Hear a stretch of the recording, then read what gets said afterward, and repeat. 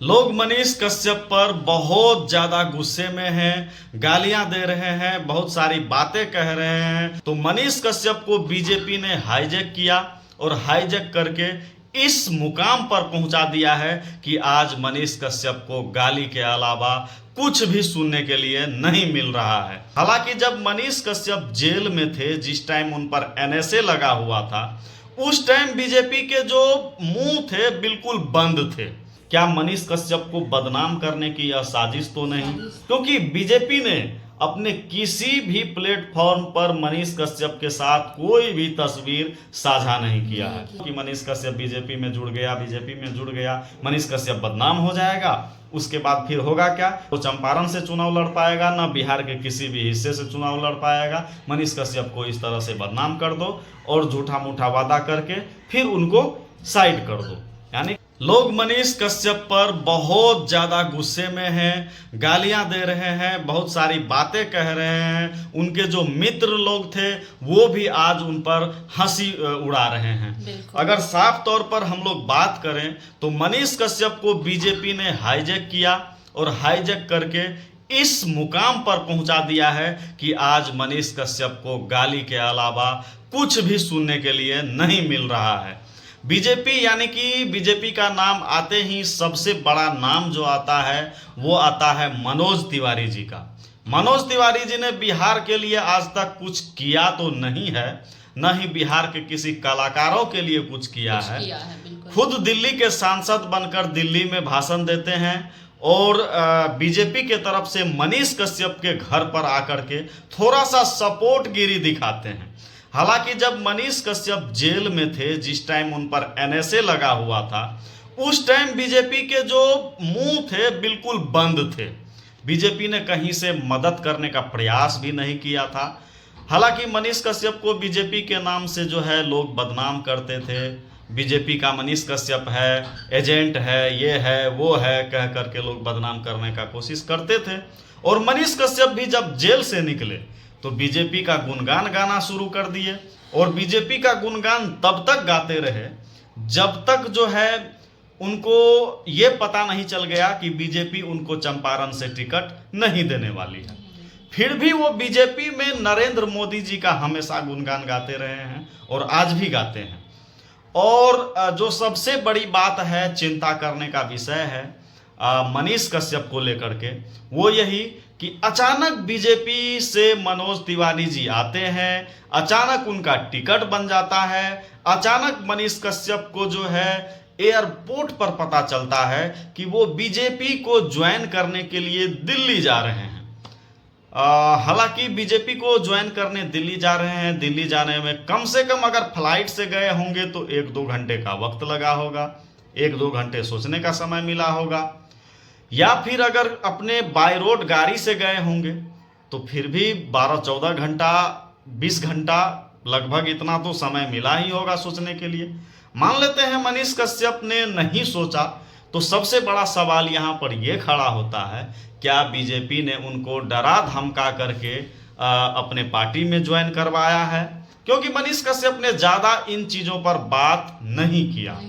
BJP के office में जहां पर वो अपनी मां के साथ जो है बीजेपी को ज्वाइन कर रहे थे, उस वक्त जो है उन्होंने लंबा भाषण नहीं दिया। हालांकि टीवी पर आकर के वो बहुत सारी बातें कह रहे हैं और लोगों के दिल को फिर से सही करने का प्रयास कर रहे हैं, और होना भी चाहिए, क्योंकि आदमी किसी भी पार्टी को ज्वाइन करके काम करे, कहीं भी जाए, लेकिन उसका मकसद अगर एक ही है कि हमको जनता के लिए काम करना है, हमको गरीबों के लिए काम करना है, हमको रोजगार के लिए काम करना है, शिक्षा के लिए काम करना है, बिहार को बदलना है, तो ये चीज़ उनका सोच बहुत अच्छा था।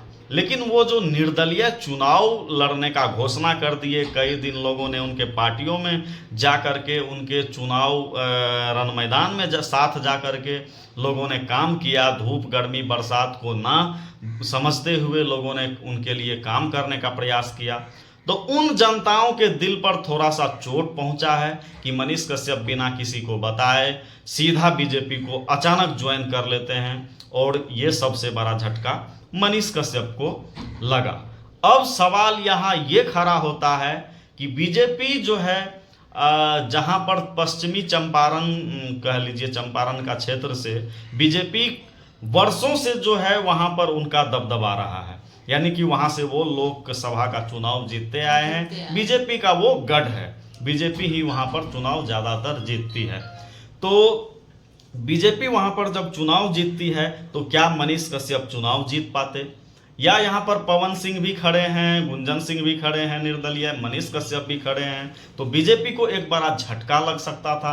बिहार में वैसे भी और भी कई सीटें हैं जहां पर बीजेपी को थोड़ा सा झटका लगने वाला है। तो मोदी जी को इस बार प्रधानमंत्री बनाने के लिए यह समीकरण रचा गया या क्या इतिहास रचा गया है, ये कुछ कहा नहीं जा सकता है। कौन सी साजिश हुई है? क्या मनीष कश्यप को बदनाम करने की यह साजिश तो नहीं कि उनको किसी तरह से यहाँ पे ले आओ? क्योंकि बीजेपी ने अपने किसी भी प्लेटफॉर्म पर मनीष कश्यप के साथ कोई भी तस्वीर साझा नहीं किया है, न ही किसी वीडियो को साझा किया गया है। हालांकि यह सोशल मीडिया में, इलेक्ट्रॉनिक मीडिया में, प्रिंट मीडिया में काफ़ी तेजी से खबर आ रहा है और लोग काफ़ी गुस्से में होकर के मनीष कश्यप के पूरे परिवार को गाली दे रहे हैं, साथ ही साथ जो उनके लिए वीडियो बना रहे हैं उनको भी गाली दे रहे हैं। हालांकि हम लोग भी बहुत सारा गाली सुन रहे हैं और जो है थोड़ा बहुत झेलना भी पड़ेगा गाली को, क्योंकि लोगों को समझने की बहुत ज़रूरत है। ये चीज़ समझना सबसे ज़्यादा ज़रूरी होगा कि मनीष कश्यप जो है बीजेपी को क्यों ज्वाइन किए हैं। ये चीज़ अगर समझ जाते हैं, अगर मनीष कश्यप ने गलती किया है किसी भी प्रकार का, तो मनीष कश्यप को स्वयं इस चीज़ पर आकर के बोलना चाहिए। अगर बीजेपी ने उनको ज़बरदस्ती, यानी कि मनीष कश्यप का ये बात थोड़ा सा सोचने वाला है कि अचानक मनीष कश्यप घर से बेतिया से पटना के लिए निकलते हैं, उन्हें पता नहीं होता है। वो पोस्ट भी डालते हैं कि 24 तारीख को सारा कार्यक्रम स्थगित होगा। हालांकि 24 तारीख को ही हम लोगों की भी मनीष कश्यप से बात हुई है, ऐसा कुछ वीडियो कॉलिंग पर। तो ऐसा कोई भी बात नहीं था। उन्होंने साफ तौर पर कहा था कि आप लोग आ जाइए, आप लोग जो है और हमारे लिए समय दीजिए, हमारे चुनाव में खड़े होइए साथ। तो हम लोगों ने भी बोला था ठीक है हम लोग कल आ रहे हैं, और जिस दिन हम लोग को वहां जाना था उस दिन वो निकल जाते हैं दिल्ली के लिए, यानी पटना पहुंचते हैं। पटना एयरपोर्ट पर उसकी माँ उनको लेके आती है। ये मनीष कश्यप ने स्वयं कहा है, आप लोग भी वीडियो देखे होंगे। उनकी माँ बेतिया से पटना लेके आती है, उनको नहीं बताती है कि कहाँ जा रहे हैं, सिर्फ ये बताती है कि पटना जा रहे हैं। पटना में फिर एयरपोर्ट पे मनीष कश्यप आ जाते हैं, तब भी उन्हें पता नहीं चलता है कि वो कहाँ जा रहे हैं। फिर उनकी माँ उनको बताती है कि मनोज तिवारी जी आ रहे हैं, दिल्ली जो है जाना है और बीजेपी में ज्वाइन होना है, उन्होंने साफ तौर पे कहा है। और मनोज तिवारी जी उनके लिए टिकट जो है बनवा लिए थे अपने साथ में ले जाने का, ऐसा बताया जा रहा है। मनीष कश्यप ने स्वयं इन बातों को कहा है कि तब तक उन्हें पता नहीं था। तो यहीं से बात सामने आता है कि क्या बीजेपी ने मनीष कश्यप को बदनाम करने के लिए ये चीज रचा है, क्योंकि बीजेपी ने कभी साथ नहीं दिया है। मनोज तिवारी जी ने 1-2 बार उनके लिए बोला भी था, एक बार उनके घर भी आए थे, और जो भी हो वो शायद जेल भी मिलने की बात कह रहे थे। लेकिन सोचिए, मनोज तिवारी तो दिल्ली के सांसद हैं, बिहार के लिए वो क्या कर सकते हैं? कुछ भी नहीं कर सकते हैं। और किया भी क्या है? कुछ नहीं। भोजपुरी इंडस्ट्री के बहुत बड़े बादशाह हैं, ये मानते हैं हम लोग। उन्होंने जो है भोजपुरी इंडस्ट्री को एक नया मुकाम दिया है, बहुत बड़े सुपरस्टार रहे हैं। तो वो सांसद तो दिल्ली के हैं ना, तो बिहार के लिए वो क्या किए हैं? और कलाकारों के लिए भी कुछ ज़्यादा नहीं किए होंगे। सुनने में आ रहा है कि राजगीर में जो है 20-25 साल पहले से फिल्म सिटी, हाँ क्या वो भी नहीं बना, फिल्म सिटी बनने वाला था, वो आज तक बना ही नहीं है। सभी कलाकार राजगीर में शूट तो करते हैं, लेकिन किसी फार्म हाउस को बुक करते हैं, पैसा देते हैं, बहुत सारा चार्ज लगता है, उसके बाद उनका फिल्म गाना जो भी हो शूट हो पाता है। तो खैर चार्ज तो इसमें लगता ही है, लेकिन फिल्म सिटी बन जाने से लोगों को ज़्यादा परेशानी नहीं होता। तो मनोज तिवारी ने तो कुछ काम किया नहीं, तो फिर बीजेपी ने इनको हाईजैक क्यों किया? कहीं वहां पर बीजेपी की चाल तो नहीं कि मनीष कश्यप को ले आओ? बहुत सारे लोग ये भी कह रहे हैं, कमेंट भी कर रहे हैं कि मनीष कश्यप बिक गया, 2 करोड़ में बिक गया, 4 करोड़ में बिक गया। तो ऐसा कुछ भी नहीं है। जिस बंदे को खुद पता नहीं है कि वो बीजेपी आज ज्वाइन करने वाला है, तो कहीं ना कहीं यहाँ पर एक बड़ी साजिश है कि किसी तरह से मनीष कश्यप को बीजेपी ऑफिस तक ले आओ, एक गमछा उठा दो और फिर जो है लोगों में दहशत फैला दो कि मनीष कश्यप बीजेपी में जुड़ गया, बीजेपी में जुड़ गया, मनीष कश्यप बदनाम हो जाएगा। उसके बाद फिर होगा क्या, जनता उसका कुछ सुनेगा नहीं, वो कहीं का रहेगा नहीं, ना वो चंपारण से चुनाव लड़ पाएगा, ना बिहार के किसी भी हिस्से से चुनाव लड़ पाएगा। मनीष कश्यप को इस तरह से बदनाम कर दो और झूठा मूठा वादा करके फिर उनको साइड कर दो। यानी कि अगर ऐसा बीजेपी करती है तो समझिए मनीष कश्यप का कैरियर यहीं से द एंड हो जाएगा। हालांकि कोई इतना फेमस पा लिया है तो इतनी आसानी से उसका जो है क्या बोलते हैं उसको, जो ज़्यादा लोकप्रिय हो जाते हैं उनकी लोकप्रियता तो जाएगी नहीं। लेकिन सबसे बड़ी बात यही होगी कि बीजेपी ने कहीं ना कहीं उनको हाईजैक किया है, ज़बरदस्ती करने का प्रयास किया है। उनको प्रस्ताव देता, समय देता, लोगों में बातें जाती तो जो है लोग उन पर भड़कते नहीं, लोग उनके लिए जो है गलत सोचते नहीं। लेकिन लोगों ने जो है गलत सोच लिया है, गाली दे रहे हैं, हर तरह की बातें हो रहे हैं। तो बीजेपी ने क्यों हाईजैक किया, यही सोचने वाली बात है।